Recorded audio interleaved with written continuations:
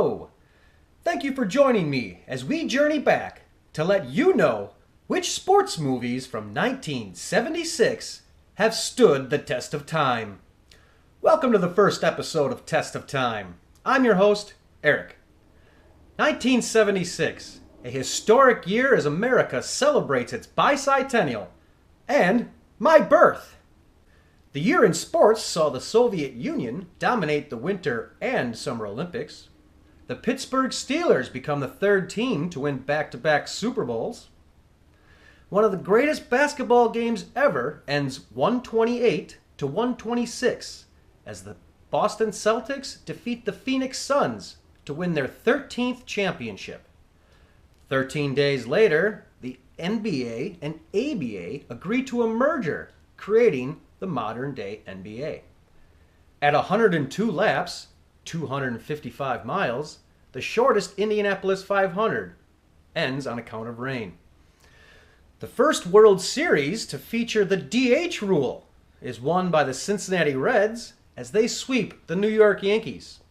Side note, the Cincinnati Reds are the first and only team to completely sweep the playoffs.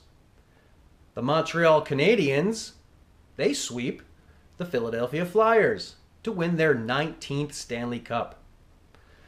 This year in film is just as historic as we see the first sports movie to win Best Picture at the Academy Awards, an NFL-Disney collaboration, and some of the first skateboarding movies ever. I'd like to take a minute to please explain to you how I set up the show. A movie must be at least 20 years old, 25 years is better. Pre-1980, I research IMDb, and any movie with a North American release date in that genre is selected. Example, this episode is 1976 sports movies. I searched sports movies on IMDb all the way back to 1970 just to make sure that I had them all. Post-1980, I will have a main episode comprised of Box Office Mojo's yearly list, and at a later date, an addendum episode comprised of movies listed on IMDb. Those are mostly B movies. Through the majority of this series, we will mostly adhere to chronological release, but may need to make an arrangement here or there for various reasons. Here is my grading system. An A. You must see these if you haven't already. These are prime examples of why we love movies. Be it has a social impact, it defines the genre, it could be released today and still be as loved. And it will stand the test of time for all time. A B. While not the best, it definitely needs to be seen. Some people will still mention these years from now, but they won't be passionate about them. A C. I can't recommend them, but if you really want to see them, you'll probably think the same thing I did. Yep, that's a movie. It may have been okay in its time, but it fails today. Yes, a C is a failure in my class. D. View at your own risk. I warned you. Don't blame me if you watch it. An F. What did I just suffer through? Why did anybody think this was a good idea? Oh, man. Both D and F are great fodder for, Mystery Science Theater 3000 or How Did This Get Made? Those shows. The plus and minus are, they're pretty self-evident. It's just I liked a little bit more, a little bit less. And if I give something an incomplete, I just could not find it anywhere. So I'm going to try to keep that to an absolute minimum. Alrighty, on to the films. Released April 6th, The Bad News Bears. The story of a ragtag Little League team that makes it to the championship game. Starring Walter Matthau, Tatum O'Neal, and Jackie Earle Haley. It made $32 million in its day, which, when adjusted, $130 million, putting it right up there with sports comedies. It was remade in 2005, but it only made a paltry 32.44 adjusted. Scoring a 7.3 on IMDb and a Rotten Tomatoes 96 critics and 80 audience. Roger Ebert said it's an unblinking, unscathing look at competition in America. It won Best Original Comedy Screenplay at the Writers Guild Awards. I guess having kids swear gets the gold.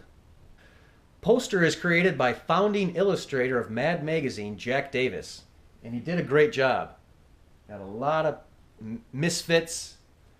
The coach is waiting for his next beer. The pitcher is waiting for her first bra. The team is waiting for a miracle. Consider the possibilities. Test audiences didn't like a happy ending version. I agree. It's a ragtag team. They should lose. The final score pays tribute to the year of release, 7-6. Warren Beatty, Steve McQueen, Jodie Foster, Christy McNichol were all considered for roles. It spawned 2 sequels and a CBS show that lasted 26 episodes. If you play trivia, this movie will come up eventually as a question. Now, seeing as though the only thing missing are not keeping score and everybody gets a trophy, it's still relevant today. On the test of time, Bad News Bears gets an A. Our next movie, a documentary released sometime in July about some crazy daredevils, the Death Riders. It has a 5.3 on IMDb with very little votes. This came out during a time of a high number of daredevil stunt movies. It was filmed at state fairs, and you really get a feeling for that mid-70s. The fashions are top-notch. Some of the exciting parts are the human bomb, which is when one of the Death Riders gets in a wooden box with a stick of dynamite. An event at a nudist colony. And the human bomb? All right. Everyone that has reviewed this wrote the same thing. Why are they doing this? Why didn't I learn more about the Death Riders? Give me more of the Death Riders. They focused mostly on stunts and barely scratched the surface of the team. I agree. It could have been better. Death Riders barely earns a C. The music kept it from a C-. Next, we do a double feature. I was only able to see one of these, but a clip for the other leads me to believe that they are rather similar. Go for it. Released in July, it makes me think that this movie was the grandfather of the X Games. Featuring surfing and skateboarding, it seems to be, if not the, one of the first skateboarding movies. A non-stop, high-energy freedom trip with superstars who flirt with disaster. Not really, though. But it is funny as they're trying to do a solemn downhill and the board starts shaking and everybody loses their balance. The wipeouts are fun. A respectable 7.9, but very little votes. This movie is available on YouTube, and a link will be in the description. The second movie in our double feature, Freewheeling, released November 12th with a 7.3 on IMDb. It seems to be go for it with a girlfriend narrative added onto it. With its score, I'm guessing it's okay. Now I have to give it an incomplete because I couldn't find it. Now go for it. Let's say C plus B minus. Now if it's sunny outside, it's a C plus. Go outside, enjoy the weather. If it's raining, B minus. If you happen upon it, watch it. Oh, I really want to skip this next one, but I made a promise to myself. Do you need to punish your loved ones? Well, plop them down in front of the TV and put on Gus. Released July 7th, Gus is the story of a 100-yard field goal kicking mule. Evidently, the NFL rulebook doesn't state that a player has to be human, so the worst team in the league has its mascot become the kicker. You're asking if they make the championship game? It's a Disney movie. Of course they do. Earning $21 million, adjusted to $88 million, I wonder what it would do if released today. With a 5.9 on IMDb and a 61 audience score on Rotten Tomatoes, I feel those scores are a little too high. Kids, little kids, might like this for the slapstick, but if you saw this as a kid and you loved it, keep that memory sacred and avoid this at all costs. Gus fails with a D+. Next, released July 16th, we have Bingo Long Travelin' All-Stars and Motor Kings, starring Mr. Colt 45 Lando Calrissian himself, Billy D. Williams, the voice of Darth Vader, James Earl Jones, and stand-up comedian Richard Pryor. This is one of the only movies about the Negro Leagues. HBO did Soul of the Game. Both Jackie Robinson movies, the 1950 Jackie Robinson Story and 42, made in 2013, feature the Negro Leagues, but not to the extent of the former two. Barnstorming plays a big part of this movie. Barnstorming was when a team or an individual athlete would travel to various locations, usually small towns, and put on exhibition games. If a local team had a really good player, odds are the Barnstorming team would sign him and he'd travel along with them. Scoring a lower than expected 6.9 on IMDb, Rotten Tomato critics 87, audience again low 70. A B feels right, but seeing as though there are a tragically low number of movies about the Negro Leagues, I'll consider that extra credit and award Bingo Long with a B+. I'm itching to give it an A-, but the evil owner championship game bet cliched plot, it prevents that. Soul of the Game, that's an easy A-. Next, November 26th brings us another documentary. This one filmed and released on West German TV in 1974, but not brought to the States till 1976, so that's why it fits. The Great Ecstasy of the Woodcarver Steiner. Though Woodcarver is in the title, it's ski jumping that is the main aspect. This is made by Werner Herzog, one of my favorite filmmakers. This is about Walter Steiner, a ski jumper who works as a carpenter, and his quest for a world record in ski flying. Technology has exceeded the safety, and we see the dangers of this sport. In a 7.8 on IMDb, The Great Ecstasy was filmed at the 1974 Plancia event in Slovenia, which just so happens to be the country the agony of defeat icon Vinko Bogataj is from. As bad as I want to give this an A, my criteria will not allow, so I will give it a B+. If you do not like Werner Herzog, then I feel we can never truly be friends. Okay, and now the moment you've all been waiting for. Released November 20th, the first sports movie to win Best Picture at the Academy Awards, Rocky. Starring Sylvester Stallone, Talia Shire, Burt Young, Carl Weathers, and the timeless Burgess Meredith.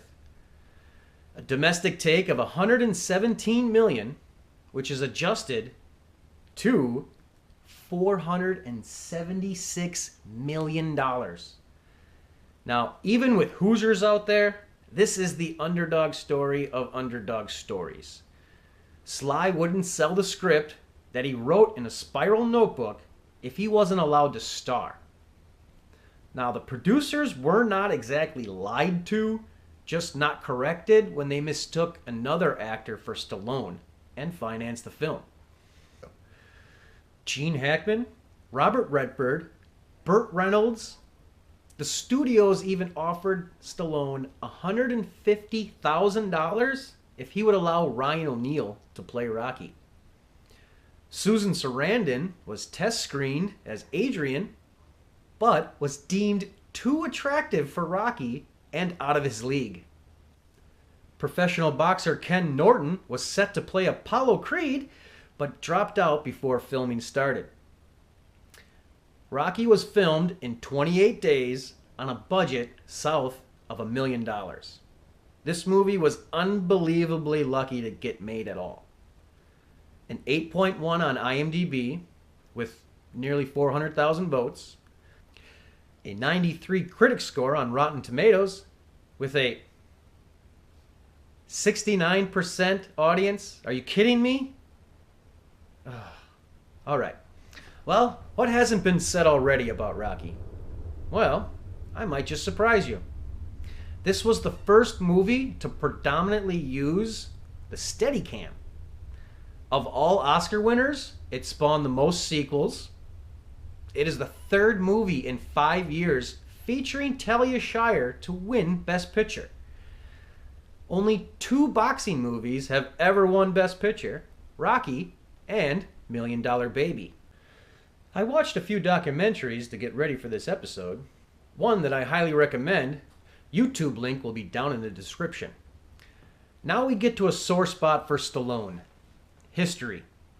He repeatedly said in interviews that he wrote this story after watching Chuck Wepner go the distance with the champion Muhammad Ali.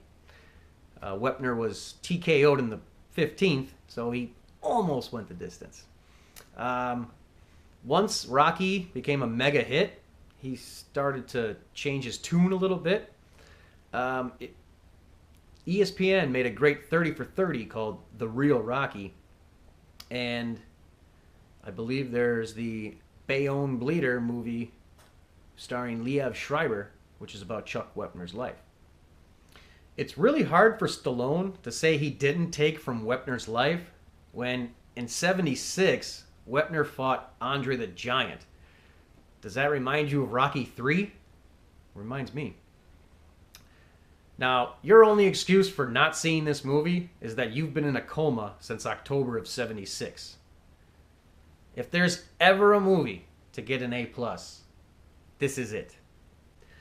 The great thing about the movie is that Rocky knows he's going to lose, but he just wants to prove he has what it takes inside to go the distance with the greatest in the world. If you play trivia, this movie is guaranteed to come up as a question. Side note to Rocky. When I visited Philly, family asked me what I wanted to do. I said, I don't care about the bell. I don't care about Independence Hall. I don't care about any of that. I care about running those stairs. People are still running those stairs to this day. If you want to get an idea of what those stairs mean to America, may I recommend Rocky Stories, Tales of Love, Hope, and Happiness at America's Most Famous Steps. Amazon link in the description. To recap, Bad News Bears, an A, Death Riders, a C, Go For It, C+, B- if it's raining, Freewheeling is an incomplete, Gus, a D+, Bingo Long and the Traveling All-Stars, that's a B+, The Great Ecstasy of Woodcarver Steiner, a B+, and Rocky, an A++++++. Thank you all for joining me today. I hope you were entertained and maybe you learned something new. I didn't know about the Steadicam in Rocky. Please keep the comments civil. We all have different tastes. Stop back for the next episode. 1981 horror movies. Ooh.